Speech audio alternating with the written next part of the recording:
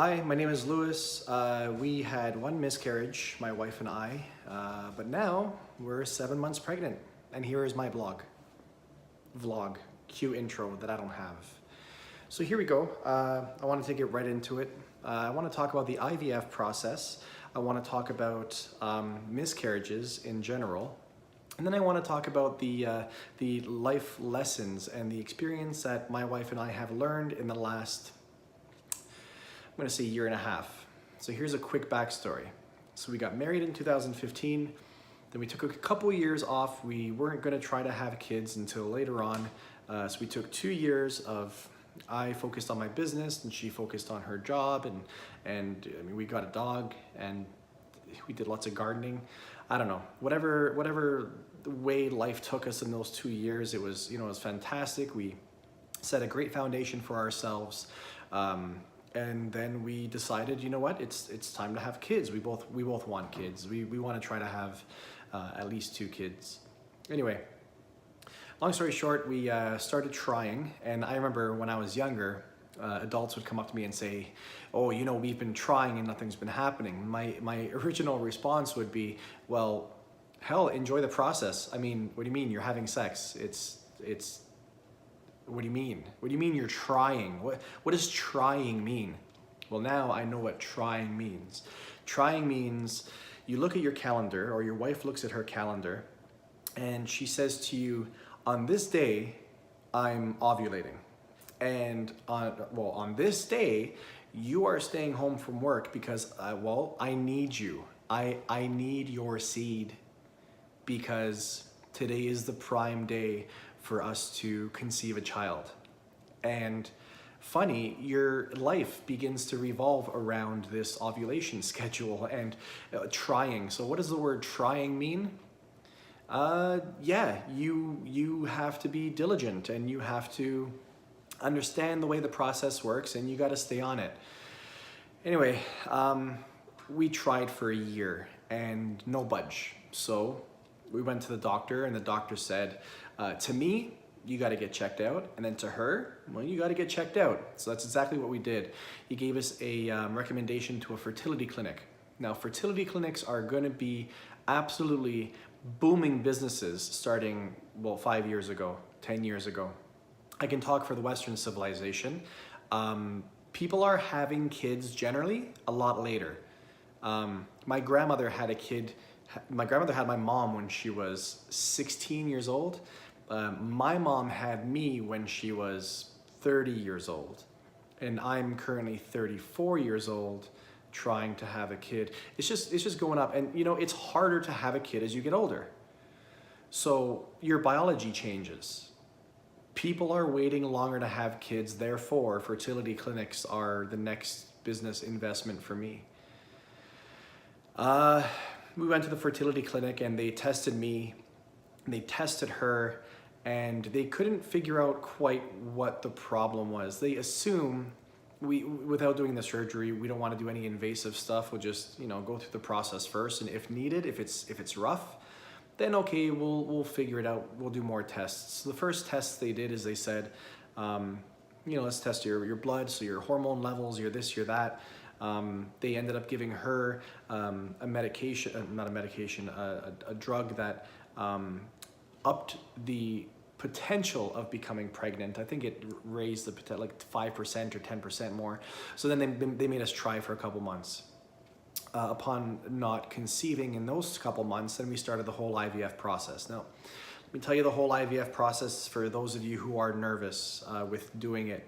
You go in there, they take your blood, they take her blood. She goes on a schedule. She goes once a week. They take blood tests just to see if she's pregnant or not. They give her injections if it comes to that, the progesterone,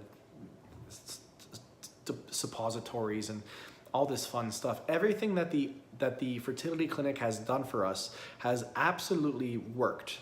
And you know what? The process wasn't daunting at all. It wasn't scary. The doctors were great. I mean, that's what they went to school for. These people have been in school for like 10 years studying how to make you pregnant. Our OB has made more women pregnant than I can probably count up to. it works. Okay, so what happened with us? So we did an egg retrieval, which is kind of like a day surgery kind of thing, but not really. They just put her on like pain suppressing medication, and I think it was Xanax. And then they go up, they retrieve her eggs, and then they retrieve my sperm, and then they make a bunch of embryos. After making these embryos, you choose a date, you go in, and they do an implantation.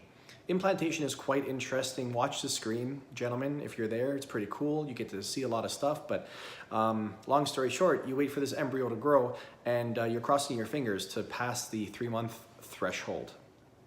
Let's talk about miscarriages.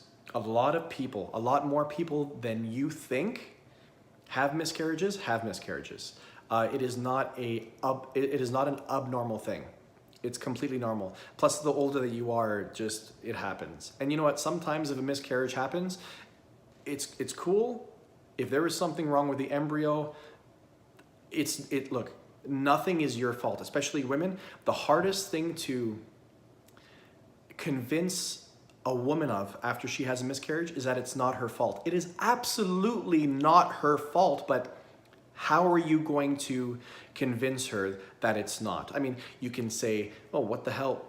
It's nothing you ate. Well, I mean, there are some things that cause miscarriages, but I assume that if you're trying to have a kid and you went through the whole IVF process, especially, and stuff like that, you know that you can't take certain medications because they cause miscarriages.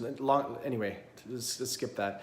It's nothing that you ate. Going to McDonald's that one day didn't cause your miscarriage. Having pancakes in the morning didn't cause your miscarriage. Having that extra glass of chocolate milk did not cause your miscarriage. You exercising or doing your regular daily walk or putting on your shoes or lifting that bag of milk, that is not what caused the miscarriage. If lifting a bag of milk caused miscarriages, nobody would be going to the hospital or to wherever to abortion clinics for abortions. Oh, I don't want to have this kid. I'm going to go pick up a bag of milk and get rid of it. No, it's not that easy to have a miscarriage. But at the same time, a lot of people have miscarriages. It's not your fault. Something to do with most likely something to do with the embryo. It just wasn't meant to happen. Be cool with it. My wife and I had a miscarriage at I believe it was the 9-week mark, which is almost somewhere close to 2 months-ish. Was it tough? It was tough. It was tough on me. I'm like, you know what? It wasn't meant to be, whatever. I'm a guy. I don't care.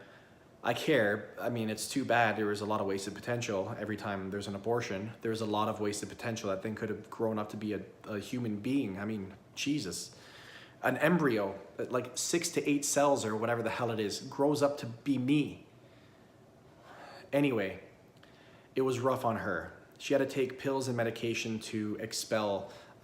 It causes contractions, and she goes to the bathroom, and it's like 8 hours of waiting and maybe and this and that, and you might see the sac come out, and it's not nice. But you can read up on it, you can prepare for it. It's a normal thing. People go through it all the time. So we tied our laces and we got back to it. A couple months later, we implanted again, and now my wife is 7 months pregnant. We believe we had trouble, or they believe we had trouble because my wife may or may not have endometriosis. They're shrugging their shoulders. Either way, she's now 7 months pregnant. She had a subchorionic hematoma, which is bleeding around the chorion. The baby was breaching. Lots of stuff was happening in our first trimester. We were freaking out. We're like, oh my God, all this bad stuff. Why us? Why us? Then we got to the second trimester and things were cool, man. Things were good. She was eating. She was sleeping like normal. She had morning sickness in the mornings, actually, which gave her some kind of comfort because if she's vomiting, that means she's still pregnant, is what she was thinking. And that's absolutely adorable, and I love it. But anyway, long story short, there's absolutely hope. IVF processes work. They totally do. If you have any experience or if you would like to ask me a question, go into the comments section, drop something below. And please, if this life experience related to you in any way or gave you any kind of hope or faith or made you feel a little bit better or even worse, I mean, for crying out loud, like and please subscribe. I'll be dropping videos much like these often. Thank you very much for watching. Take care.